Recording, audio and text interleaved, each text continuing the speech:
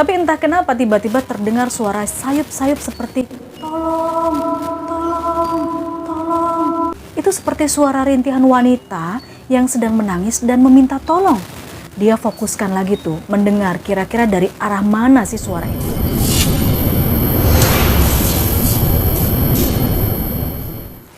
Halo bos, Assalamualaikum warahmatullahi wabarakatuh. Terima kasih banyak kamu sudah klik lagi video ini. Di video ini agak berbeda. Kalau sebelumnya aku ceritain soal film, di video kali ini aku akan ceritain sebuah kisah nyata dari sebuah pendakian yang dialami oleh salah satu teman kita di FB atau Facebook. Sebut saja di akunnya itu ada Senja di Sore Hari. Keren ya nama akunnya. Tapi biar lebih gampang di sepanjang cerita ini nanti kita akan sebut nama teman kita ini Sandi ya bos ya. Supaya bisa lebih mudah aja. Ini juga bukan nama asli kok. So buat kamu yang suka dengan cerita-cerita soal pendakian, ini wajib banget ya kalian tonton video ini sampai selesai. Siapa tahu kalian punya pengalaman yang sama. Karena aku pun juga nggak sabar pengen nanya juga ke kalian. Ada yang tahu nggak nama gunung di cerita yang aku bawain kali ini? Gunung apa ya kira-kira? Lalu setelah nonton nanti jangan lupa didukung channel ini, kasih jempol ke atas, subscribe, sekalian ditonjok lonceng notifikasinya, share juga sebanyak-banyaknya kepada teman-teman yang juga suka dengan cerita-cerita soal pendakian. Oke yaudah nggak usah nunggu lama-lama lagi, langsung kita menuju kemana? Ya, ke ceritanya.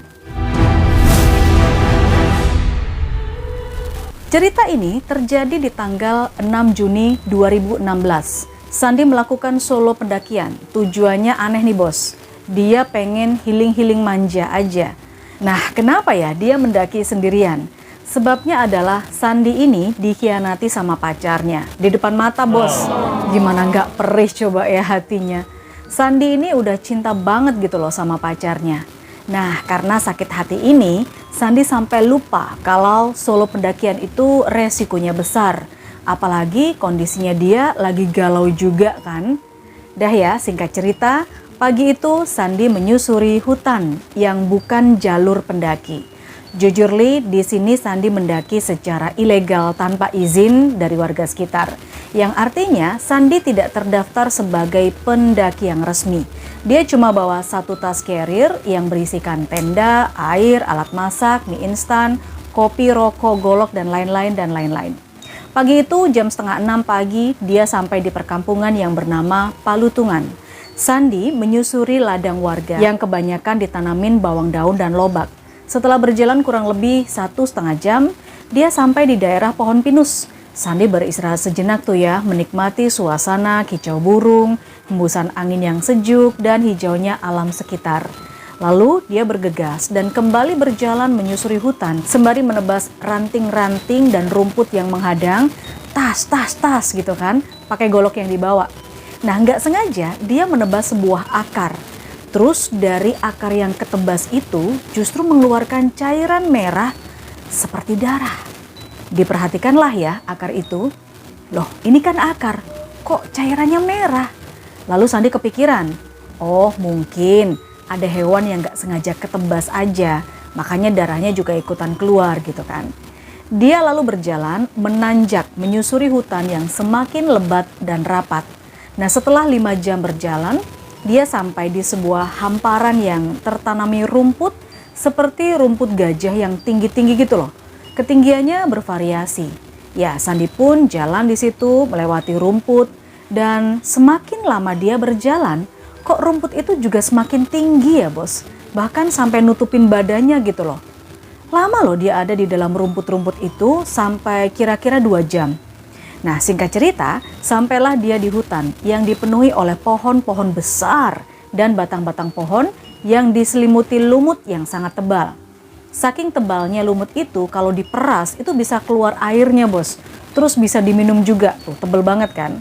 Saking rapatnya pohon-pohon di hutan itu, meskipun masih jam 2:30 sore atau jam 2:30 siang, tapi udah kayak maghrib aja.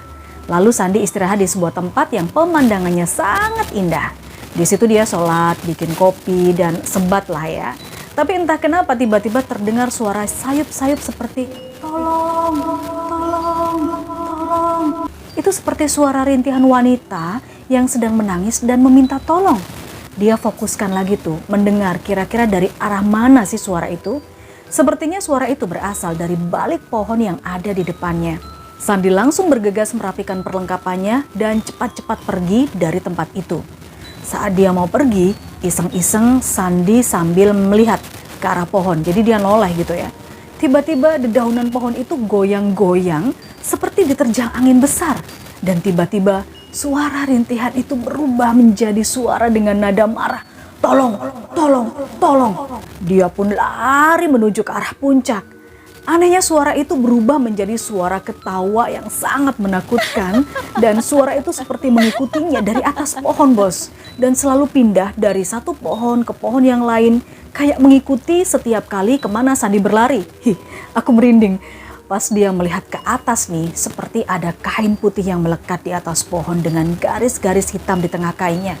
Itu seperti rambut. Sandi pun lalu lari karena panik. Tapi sosok itu muncul dari atas pohon dan mendarat tepat di depannya. Ya kurang lebih jaraknya 15 meteran lah ya. Sandi bisa melihat dengan jelas sosok yang dinamakan kuntilanak. Tapi kali ini dia melihat kain itu semua berwarna merah. Tubuh Sandi mendadak kaku, bulu kuduknya meremang, merinding, nafasnya sesak, pundaknya terasa panas, bahkan matanya nggak bisa berkedip. Ya, di situ Sandi nge-freeze. Di situ dia merem sambil baca-baca ayat kursi dan melafazkan asma-asma Allah. Dan ketika dia membuka mata, alhamdulillah sosok itu sudah nggak ada lagi. Lanjut Sandi berjalan ke arah puncak. Di perjalanan dia bertemu satu rombongan pendaki, kurang lebih ada 5 orang. Mereka ini sedang mendirikan tenda di samping jurang yang tidak terlalu dalam. Nah pas Sandi menghampiri mereka, tiba-tiba anehnya mereka semua membelakangi Sandi dan menghentikan aktivitas mereka semua. Jadi kayak diem aja, berhenti gitu aja. Padahal dari kejauhan tuh kelihatan banget mereka lagi sibuk. Ada yang sibuk mendirikan tenda, memasak, menyalakan api, dan memasang bivak. Ketika Sandi melihat dari dekat, dia kan perlahan-lahan mendekat itu, melipir gitu ya lewat sampingnya. Sandi sangat tercengang kaget karena ternyata mereka berempat sama sekali nggak punya wajah. Wajah mereka rata seperti daging dan kulit. Sandi lalu lari lagi menuruni jurang dan menaiki jurang sampai akhirnya tiba di batas vegetasi dan hari sudah mulai gelap. Di sana Sandi mendirikan tenda di samping batu besar. Ya karena capek ketiduran lah dia di situ ya kan. Sekitar jam 11 malam Sandi terbangun oleh suara orang yang sedang berbicara. Tiba-tiba dia melihat ada lampu senter yang menyoroti ke arah batu dekat tendanya. Tadinya Sandi mau keluar tapi entah mengapa perasaannya gak enak, deg-degan juga gitu loh. Akhirnya dia hanya duduk di dalam tenda dan menunggu rombongan pendaki itu lewat. Gak lama kemudian Sandi melihat bayangan para pendaki bawa tas ransel. Mereka lewat tuh ya di dekat tendanya. Yang anehnya Sandi tuh mendirikan tenda ini bukan di jalur pendakian kan, tapi kok ada orang yang lewat. Tapi setelah dia perhatikan, ternyata bayangan pendaki itu dari dalam tenda seperti semuanya pakai mukena bos. Dan ada pucuk-pucuk tali di atas kepala mereka. Mereka pun juga tidak berjalan tapi melompat-lompat. Seketika keringat dingin membasahi keningnya Sandi. Lagi-lagi dia merem sambil baca-baca doa, minta perlindungan Allah. 10 menit setelah rombongan para pendaki aneh itu lewat, Sandi keluar tenda sambil nyenter area sekitar. Dan nggak ada apa-apa bos. Ya itulah orang Indonesia ya. Takut tapi penasaran. Di sekelilingnya hanyalah hutan yang dia lihat. Singkat cerita nih, Sandi akhirnya memutuskan untuk melanjutkan pendakian aja. Di momen itu Sandi menyadari yang jadi taruhan adalah nyawanya sendiri kalau dia nggak bersungguh-sungguh dalam menuntaskan pendakian ini. Karena kan dia berada di hutan terdalam yang mungkin belum terjamah manusia. Potensi tersesat, jatuh ke jurang, hirup gas beracun, hipotermia, berhalusinasi atau mati kelaparan sangat mungkin terjadi. Dah tuh ya, setelah makan dan membereskan peralatan dan membersihkan sisa-sisa sampah dari makanannya, Sandi lalu lanjut mendaki. Prioritas utamanya saat ini adalah bukan di puncak, melainkan menemukan jalur pendakian. Karena setelah melewati batas vegetasi, Mendaki tanpa jalur pendakian itu hanya akan membuat tenaganya terkuras lebih cepat, sehingga nafasnya itu jadi nggak teratur, energinya habis, rawan mengalami kaku ataupun hipotermia. Karena selain medan batu yang tajam, peralatan pun harus benar-benar ready dan safe kan. Nah di pendakian kali ini, Sandi tuh nekat banget, dia nggak membawa peralatan-peralatan itu. Dengan mengucap bismillah, dia menyiapkan kompasnya.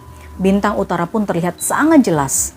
Lumut pada batang pohon seolah-olah memberikan isyarat kemana selanjutnya dia berjalan.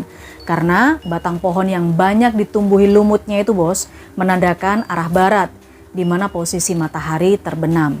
Sedangkan batang pohon yang tidak ditumbuhi lumut itu akan menunjukkan arah timur, yaitu pada posisi matahari terbit gitu ya teorinya. Setelah yakin menentukan arah, Sandi berjalan menuruni dan menaiki jurang yang tidak terlalu dalam. Dan sampailah di hadapannya tebing yang cukup tinggi. Dia lalu menaiki tebing itu dengan cara agak sedikit merangkak gitu ya. Karena meskipun tebing itu tinggi, tapi kemiringannya masih tetap bisa dilalui, masih bersahabat lah.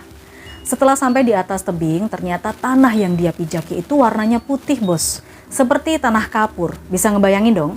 Di sekelilingnya pada saat itu adalah hutan dengan pohon-pohon yang sudah mati seperti terbakar. Gosong, kering, dan hangus. Entah terbakar karena alam atau entah terbakar karena ulah manusia.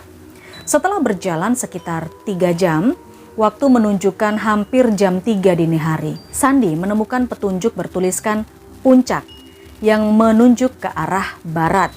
Nah setelah melihat petunjuk itu, dia baru sadar kalau jalan yang dia lalui barusan itu adalah jalur pendakian yang sudah tidak digunakan lagi bos. Bisa disebut itu adalah jalur lama yang sudah lama nggak kepake ya. Dan mitosnya, dulu banyak banget pendaki yang tersesat di situ karena mencoba turun gunung ke arah jalur yang dilewati Sandi itu.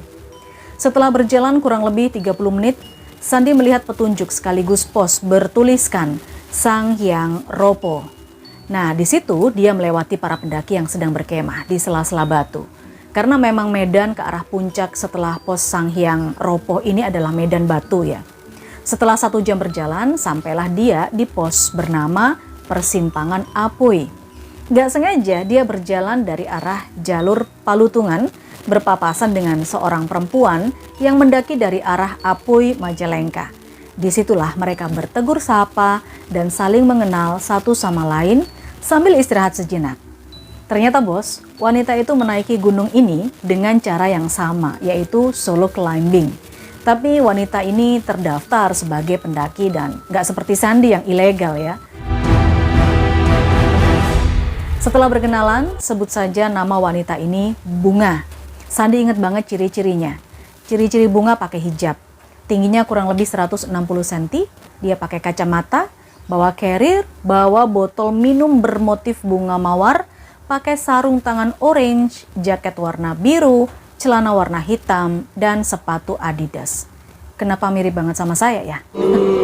Pada saat itu mereka memutuskan untuk mendaki bareng sampai ke puncak gunung.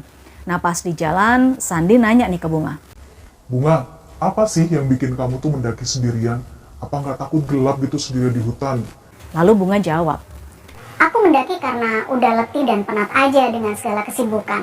Kuliah, tugas-tugas, semua itu bikin batinku tersiksa, San. Ya, terus nggak ada yang ngertiin aku juga, nggak ada yang peduli. Hanya alam yang aku rasa bisa lebih tenang. Dengan dekat dengan alam, aku bisa lebih safe. Aku nggak mendaki sendirian kok, aku ada 3 regu, 3 wanita. Aku di antaranya. Terus ada 2 cowok, tapi karena aku selalu minta untuk beristirahat, jadi ya teman-temanku itu sepertinya kok ninggalin aku ya. Ya udah, akhirnya aku merasa mendaki sendiri. Setelah itu, mereka nggak banyak ngobrol. Mereka fokus untuk berjalan, memilih jalan yang akan dipijaki. Karena batu-batu kan medannya, batu-batu yang dipijaki itu cukup licin dan mudah tergelincir. Setelah beberapa saat berjalan, sampailah mereka di Gua Walet. Tapi mereka memutuskan untuk terus mendaki biar sampai puncak pagi-pagi, agar bisa melihat sunrise kan. Nah jam 6 pagi akhirnya mereka sampai di puncak. Cahaya matahari menyapa pagi dengan sinarnya yang sangat lembut. Di sana suasananya sudah cukup ramai bos. Banyak orang-orang yang teriak-teriak, happy, foto-foto. Sandi hanya duduk sambil menikmati secangkir kopi. Bunga kembali bertemu juga dengan kawan-kawannya di sana. Entah kenapa pada saat itu Sandi merasa sangat senang melihat Bunga happy lagi ketemu kawan-kawannya. Ya, waktu cepat berlalu. Ternyata udah jam 8 pagi aja. Sandi bergegas turun. Nah, di situ dia menghampiri Bunga, mau pamit gitu ya.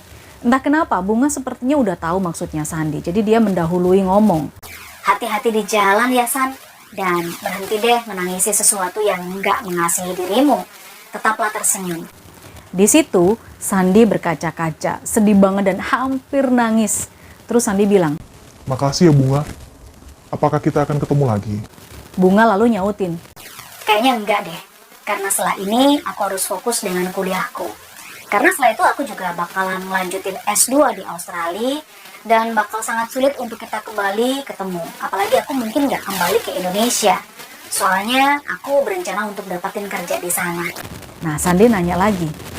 Kalau kita ketemu lagi, Kalimat ini menggantung ya bos. Bunga nyautin. Artinya kita jodoh. Mendengar jawaban Bunga, Sandi jadi terhura atau terharu. Apakah ini yang namanya jatuh cinta di gunung yang aku cintai? Ya, momen itulah saat pertama dan terakhir Sandi bertemu dengan Bunga, bos. Sejak saat itu sampai sekarang belum pernah ketemu lagi. Ya, pengennya sih dulu itu nanya pin BB-nya atau Facebook-nya, tapi apalah daya. Saat itu Sandi belum punya BB, apalagi akun Facebook. Sosmed juga nggak sekencang sekarang. Singkat cerita, setelah perpisahan dengan Bunga, Sandi bergegas menuruni gunung dengan hati yang sangat senang dan energi yang meluap-luap. Dia sampai lupa loh rasanya capek, letih, lupa juga dengan tujuan awal dia mendaki gunung untuk apa. Lupa juga dengan kejadian-kejadian horor yang dia alami pada saat naik. Yang ada dan terngiang hanya bunga, dan bunga.